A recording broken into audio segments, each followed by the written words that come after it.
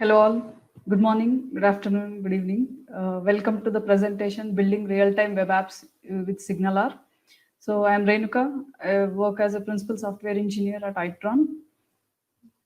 So starting with the agenda for today, the need for real-time communication in utility industry and why SignalR and what features that we get with the SignalR and how do we scale the apps using the that are using SignalR. And I would take the question and answer in the end. Okay, so starting with the need for the real-time communication with the in the utility industry. So Itron is a leader in utility industry. It has been providing smart metering solutions.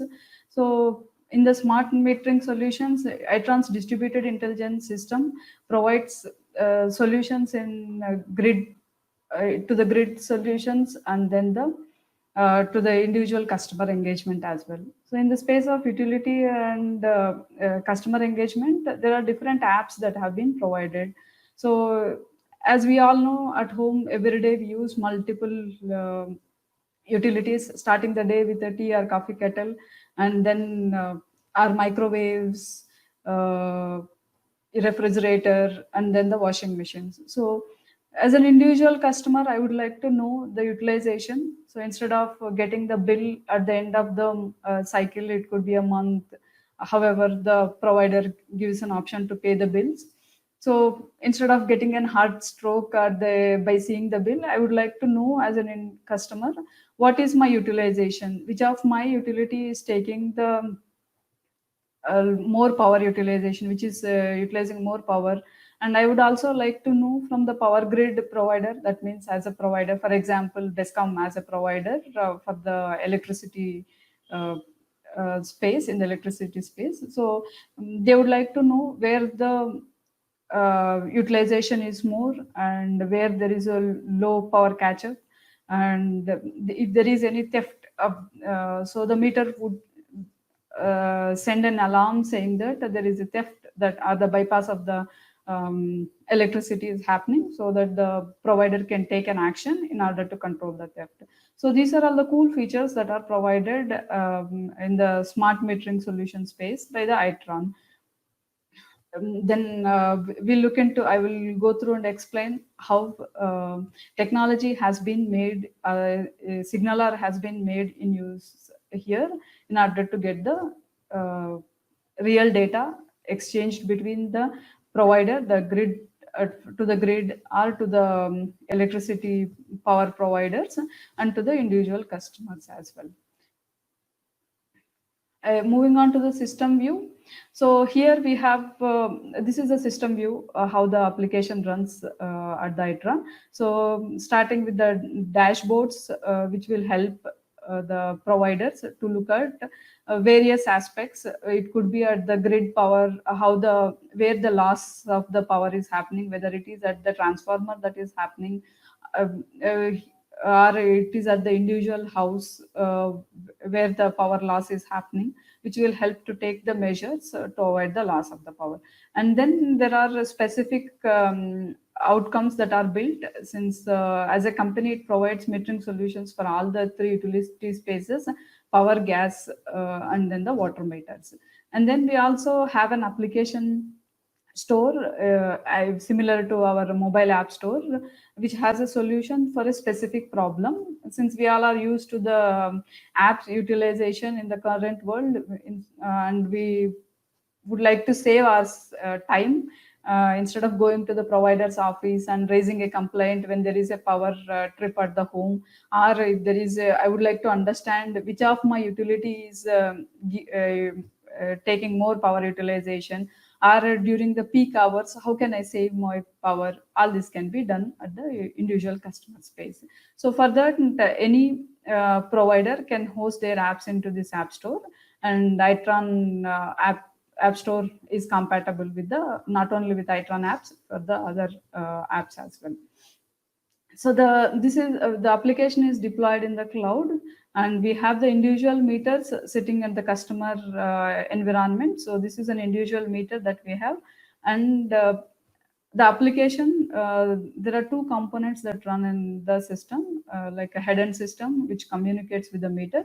So it is all in the form of the commands that it gets the data from the meter, and it also does a network and device management. So network and device management, this is basically a firmware software that runs over here.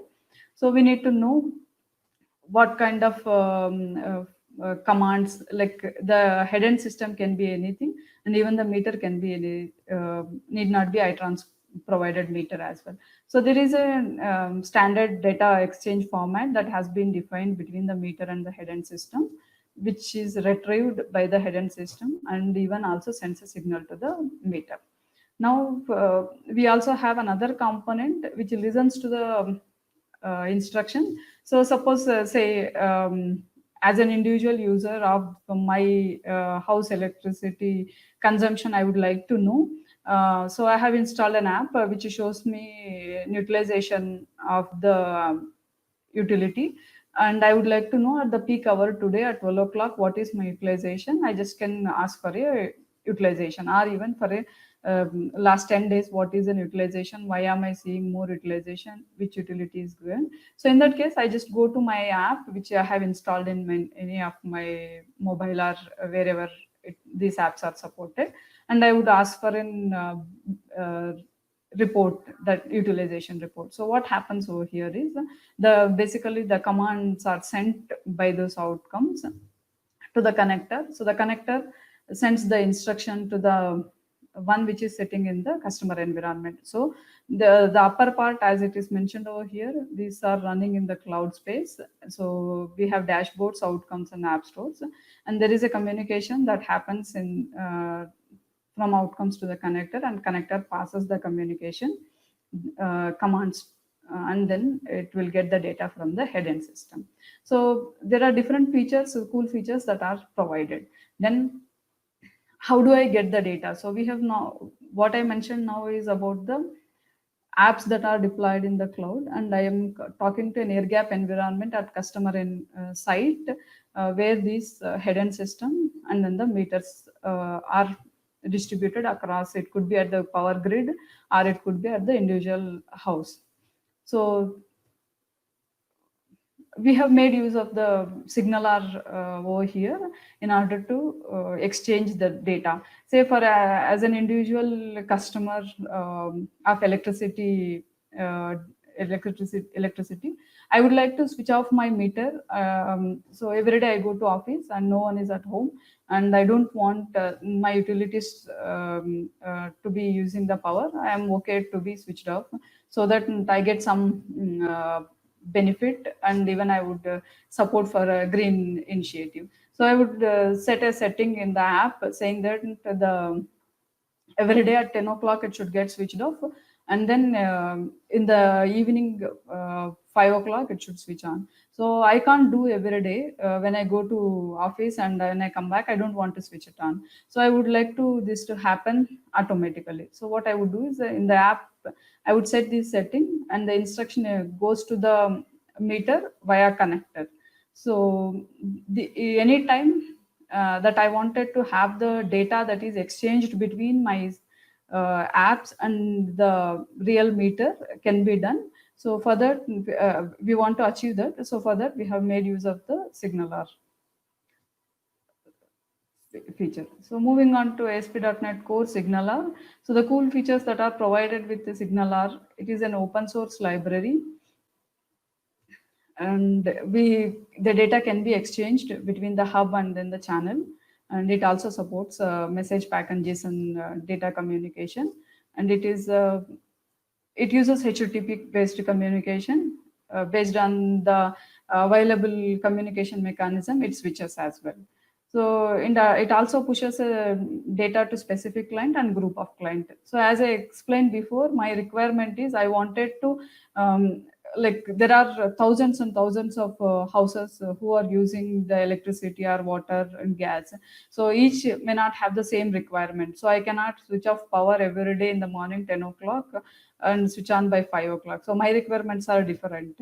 So for each of them, this communication is different. So for that purpose, should be able to communicate with specific line. In my case, it is a meter. and it is a group of clients. If there is any general communication that need to be done from the provider, say Discom wants to say that we are going to have a power outage, like say tomorrow 30th of August from 10 o'clock to 5 o'clock. So they would not come and do an announcement. So what do they do is they would send a message to everyone. So this is a kind of a broadcast message that they wanted to send.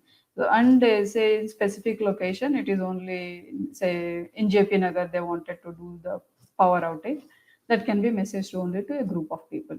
So with these requirements, we have chosen ASP.NET Core SignalR, and then the SignalR scales out. Since we have multiple meters, it is not sufficient just to run one or two instances. So we should be able to scale out as well. So with that requirement, SignalR suits here. So it can scale out with Redis or service bus or SQL as a backplane as well. And bidirectional communication, that is more important requirement that we had. It is just not that the customer only alone should be able to communicate with meter also should be able to tell us, say in this case meter theft happens, so someone tries to pull out the meter from the location at the individual house. So in that case it will raise an alarm, so the provider gets a notification. So as there are apps get to know the exact location where the meter is been installed, so they can trace out to that place, go to the place and stop the theft that happens. And it is so generally you would have seen SignalR with our chat applications as an examples, but here our requirement is not from UI communication. It is between the apps and then the devices, or it could be between the devices as well. So with that reason, with all these features, SignalR was chosen as a requirement, as a solution to provide for our requirements. So in SignalR, the components, the main component in SignalR is a SignalR hub. It is a pipeline that defines the methods that can be called by the client. So you can expose as per your requirement in the SignalR hub. Clients, whoever is connected to the hub, can get they can call the specific method in the hub. And it can connect to a number of clients. You can increase the number of clients that can be connected in your SignalR configuration. And as I mentioned before, we would like to have a general broadcast message from the provider in my example, what I have mentioned. So it solves, it can send a broadcast message, or it can communicate with a specific client as well. So there are notifications, the standard APIs that are exposed by the SignalR. There is on connect and on disconnect. So we can, as soon as the device gets connected, we can keep a bookkeeping of the device, and then when we want to send a notification, we can send that as well. So as I mentioned before, we have multiple clients that are connected. So the client here is a meter over here, meter, the device that is really doing the operations related to the utility space. So I should be able to communicate with the meter individually, and the meter at the same time the services running over here should be able to send the commands to perform at any required time. So for that, if the meter, say suppose my meter first when it sent an instruction, it was connected to connector instance 1, and then later due to some reason the instance which is running over here died. I mean the instance is no more available. We have spinned up a new instance, say. So in this case, if the information that is related to my first meter is lost, then we will not be able to communicate with it. So what we have done here is we made use of Redis as a backplane. So as soon as I mentioned before, whenever the on connect or on disconnect events happen, then the meter information, the agent information is captured here.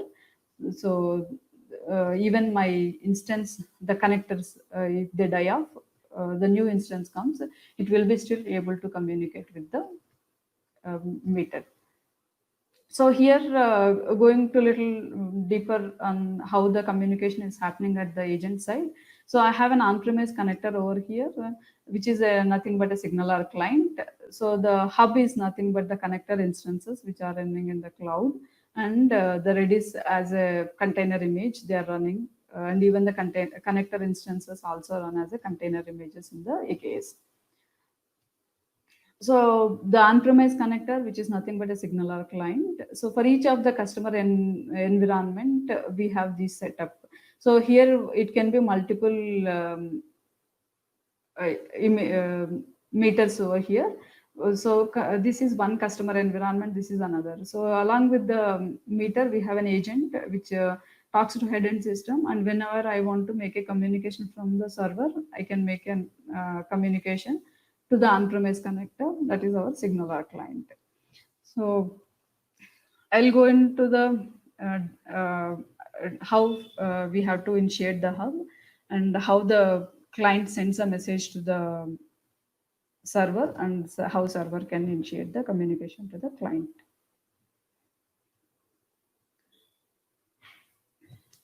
So first let me start with my Signaler server.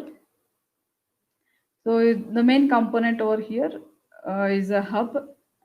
So how do I tell .NET Core that please use this is my hub method, and I should be exposing, because my client should understand my endpoint, the hub endpoint, right? So for that, on startup of the service, I'm in doing an injection of my interface, hub interface. So here I call it as a config hub, and so this name matters here. What is the name that I would like to get it exposed? And then as a backplane here, I'm using Redis. So I have to inject the Redis connection string as well. So for the demo purpose, I'm using a Redis service, Azure Redis service, and I have hosted the server in Azure Web App Container, the Linux app service. So little moving on here, as I mentioned, this name matters, right? So when my client has to communicate, so this service, this API which I am hosting here does multiple things. So my client should be able to say, know what my hub is. So for that reason, we have to say, map the hub to what is the implementation, where this implementation exists. So the config hub is a class which implements the hub methods, and I'm exposing it as a slash config hub. So this is at the startup we'll have to do, and then moving on to the hub class. So I have the methods from the hub exposed from config hub. So in the config hub, I have a cache, and then the config hub I have in dependency, through dependency injection I have injected these methods, and I wanted, as I mentioned, I wanted to do the broadcast to all my clients. So how can I do that is, so hub has a method called clients.all. So here I'm not saying to specific client, I wanted to do broadcast message, so I can do that, send async, and it will go, the message will go to all the clients. So this receive message matters. When I come to the client part of it, I'll explain how this receive message matters as well. And then I wanted to get a notification to the specific client if I want to notify a specific client.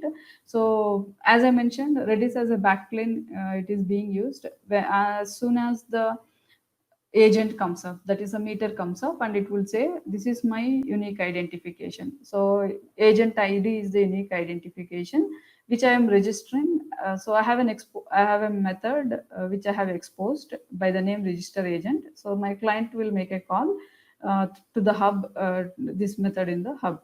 So I'm putting the unique identification of my agent here, and there is a unique connection ID that is given to the each client by the signaler. So using this connection ID, I'll be able to make a call to the specific client as well. So how do I do that specific client notification is? So here, just going back to the previous method, register agent. So as soon as I get an call to the register agent, I have a structure defined, my custom structure this is. wherein other information to uniquely identify the agent is there. But the most important thing here is when the client starts, it gets an unique connection ID. So that connection ID has been provided to the Redis server. So I am adding to the Redis server here as a value, and my key is the my internal logic of identifying the agent. Now, when I wanted to notify a specific agent, how do I do that? Is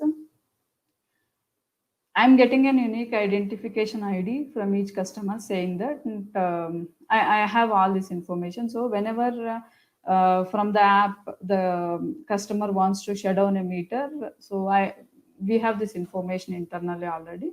So I get that unique ID from my cache, and which is nothing but the client unique identification given by Signaler, and then I have a method on the hub to call specific line.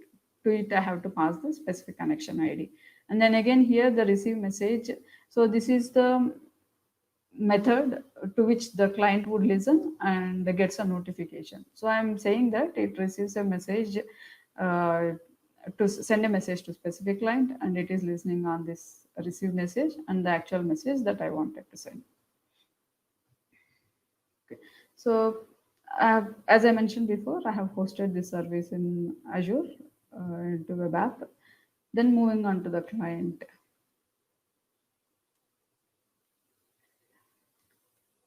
So this is again a .NET Core service, is also a .NET Core web app, and these are .NET Core console applications.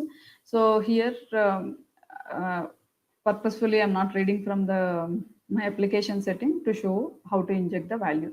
So here, if you see, there is a connection builder which we need to provide the hub URL, and if you have any requirement for auto reconnect, you need to provide automatic reconnect as well. So this is my hub URL locally when I wanted to run. Since I have hosted in Azure, I have my service hosted. As mentioned before, the Signaler server is running in this address. This is my web app name, and then config hub. So in the startup.cs, I showed this one config hub. This matters because my client only identifies by this name. Okay, so to the connection builder, once the connection has been established, I'm going to check whether it is connected. So if the hub connection state is connected, so whenever the agent goes to the connection state, there is a method in the server uh, which will get called, that is nothing but on connected. So I'll go back to the config hub one more time. So if you see here, I have two things, unconnected and undisconnected. So these are, I'm overriding these methods unconnect and undisconnect just to print a message. So here you can do anything, even in adding the to the Redis cache or to your backplane can be done here. And whenever there is a disconnect event happening, you can even remove from your cache. That can be done as well. But I have my own methods which are doing. My client calls them when it shutting down, it will make a call. So I have a business logic to be performed. So I have provided other methods for doing it. But these would get called as well. In the demo, I will show them what happens when the client starts up. Now moving back again to the client. So once the connection is established with the server with the above address that has been provided here, so the connection agent, if it is successfully able to connect, it will go to the status becomes my client status becomes connected. The Signaler client status is connected. And after that, I have some details to be sent to my server. So as soon as I connect, I wanted to send some details. So for that reason, I have I have my custom logic, but the main important thing are then what I wanted to perform is I want to invoke a method which is there in the hub. So register agent. So going back to the hub here, I had mentioned whenever my agent starts up, I wanted to add that information into Redis cache. So my client is calling this method, which is nothing but a register agent. Okay. So that's how the communication happens between the Signaler client and the server. So I have my service hosted over Azure. So I just This is the URL. So this is my controller, configuration controller. So in the configuration controller, as I mentioned before, I wanted to do broadcast message and I wanted to do communication to the specific client as well. So for that reason, first I will start my client. My hub is running.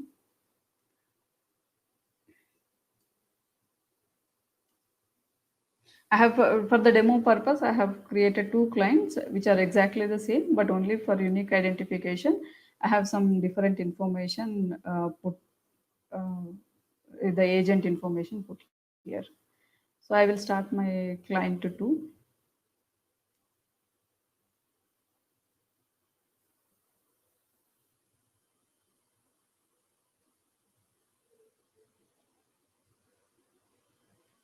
I have put a breakpoint to show the status of the connections. So here my connection status, hub connection status should go to connected. Then I will be able to see the status of the agent and what is the unique identifier that I am expecting as well.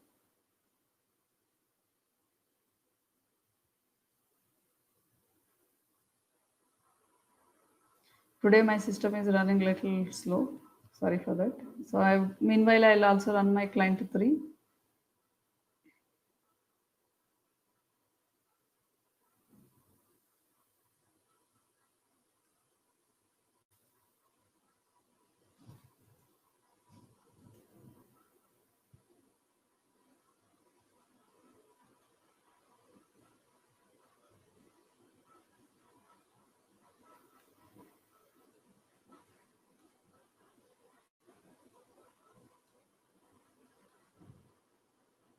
Okay, so my client 3 could get connection with the server and it got a unique identity. So which is nothing but 5D. If this is given by signaler and it could get a registration. So now I will send a broadcast message to my agent, to my all agents. So I should have received a message from the server.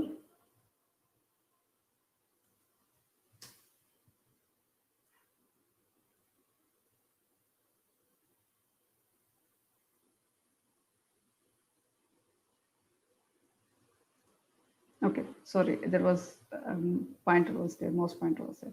So twice I did a refresh. So notify agent I called, so it got a broadcast message. So third time I'm sending, so it gets a broadcast message. But my client two, due to some low network, it could not get connected. Let me run it over again. I would remove all the breakpoint just to show the status I had put these ones.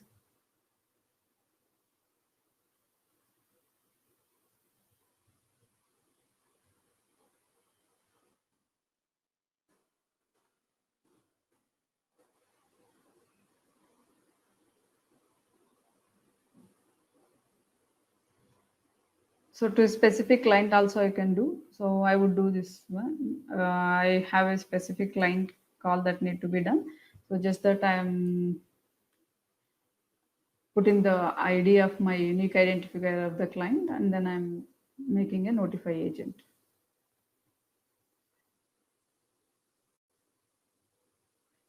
So this is not the agent ID which I wanted to communicate. So that's the reason it did not get the notification. So my agent ID 2 is the one which I wanted to communicate. So since it is not up, it was not delivered to the client. So you can send the messages going back to the example. You can send a message to a specific client. You can send a message to the group of clients. All this is possible. So going back to the hub. Uh, so if I just go to my hub method. So if I see here, if I wanted to do a group, say suppose in my case, I wanted to send by the location. So here I can do clients dot. If you see here, you can do all except. So that means you don't want to send it to some specific clients. You can do that by using all except. or you wanted to do to a specific client, as I showed here, using connection ID, we can send it. Or we also have a something called group accept. So for the group communication is also possible using the SignalR. So .NET Core SignalR is very cool.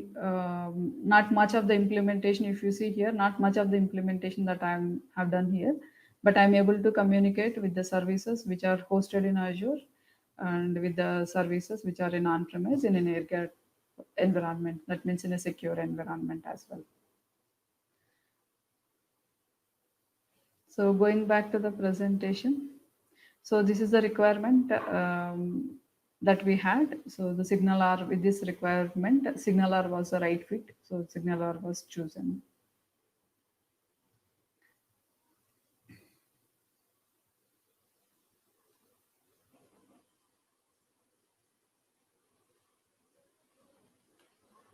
Okay. And as I mean, if it is your user choice, you can also alternate to the Redis. You can also use service bus, or if you would like to go for an Azure service bus, you can use that one, or SQL Server you can use. In my case, I am hosting the application using the self-hosted SignalR service. The hub is a self-hosted hub, SignalR hub. The reason is we also have a requirement to run the entire setup in the customer provided cloud. So it could be their own data center where they would like to host us. In that case, we don't want to have a binding with the provider. That's the reason these services connectors, which I have shown here, instances, they are running in Kubernetes. So they are Docker services, containers basically. And then Redis as an image can run as well. So the Redis was chosen here. And then I would like to also explain the differences. Today we have multiple technologies or multiple solutions available. So it is not so easy to come to a conclusion when we have a requirement which one to choose. So as I mentioned, SignalR is chosen when you wanted to have a real-time communication between the client and the server. So both the way communication should be possible. That's the reason SignalR I choose. So coming to the differences, I tried to give a difference over here with the gRPC. So SignalR works with HTTP, and the advantage part of SignalR is it chooses the right communication protocol based on the environment where it is running. So it can fall back to the server frames as well. But whereas in case of gRPC, it has to be HTTP2 protocol. So wherever you can run HTTP2, so then only you can go for the gRPC based service implementation. And then coming back to the message pack is a protocol that is supported by the SignalR, and gRPC would do a communication with the protobufs. And SignalR can be used where you can have the client and server can initiate the communication. So as I explained, we should be able to do communication both the sides. That's why we choose SignalR. Or you only want to have a communicate, only clients only want to communicate. There is no requirement of a server initiating the communication.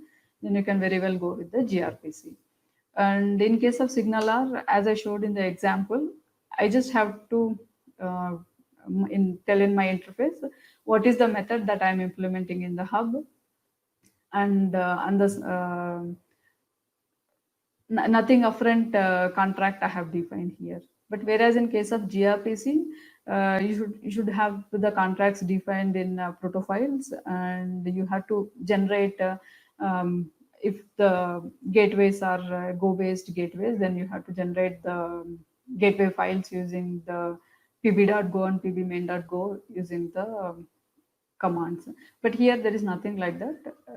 If the advantage part is if I don't have to generate these files. I wouldn't say this is a disadvantage of the gRPC, but as I mentioned before, based on the requirement here, things are very simplified in SignalR. But people who would like to have the communication HTTP to the fast communication, that is, So then gRPC can be chosen. Otherwise, in case of gRPC, I only see generating these files as an additional overhead that comes. I just would like to explain one small thing. So for that reason, I will go back to my example again. I will run my server locally just to show what happens when I start the server on startup of the server, what it does. So for that reason, a small change I need to do. So if you see here, I'll stop my client so that it should, I will use it.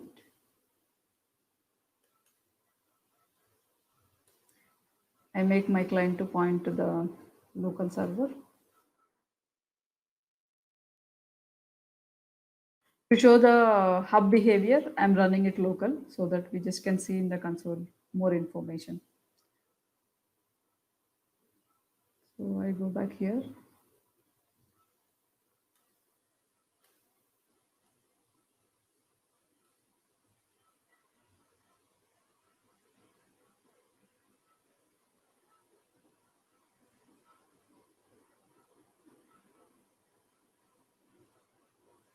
Meanwhile,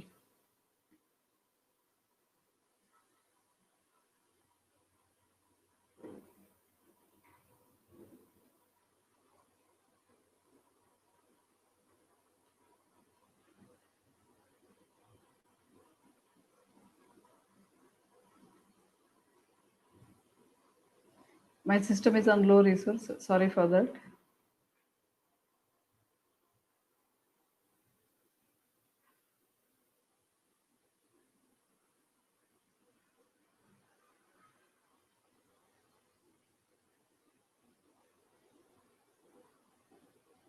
So, okay.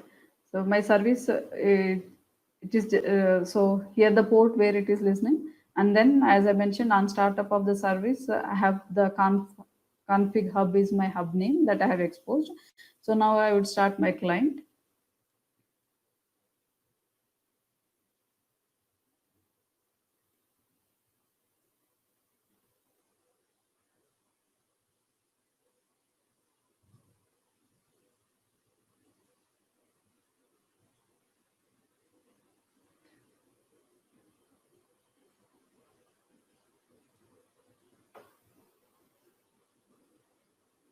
So if you see here,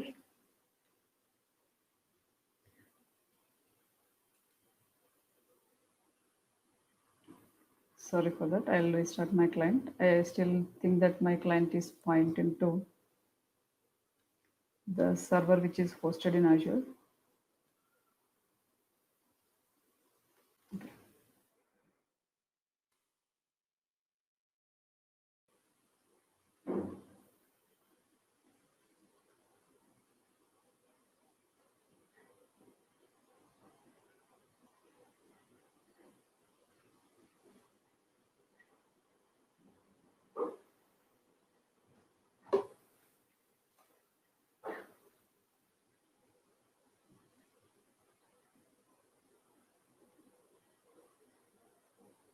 So this is a unique connection ID. So you might be observing as soon as I start my client, every time I start my client, I'm getting an unique identification for the client.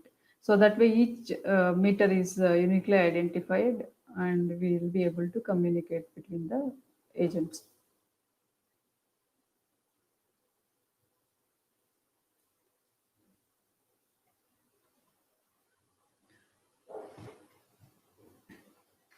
That's about the uh, presentation for the signaler. So I think I'm ready for the questions.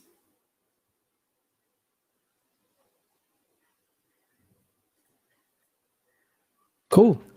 Thanks, Renuka. I just got Swami in and Durgeshan as well so that we can track all the questions. Okay. Yeah. Um, Thanks for the good session, Renuka. That was more of the real world use case you tried to explain, so which is good. Yeah. Thanks, one. okay, I'm just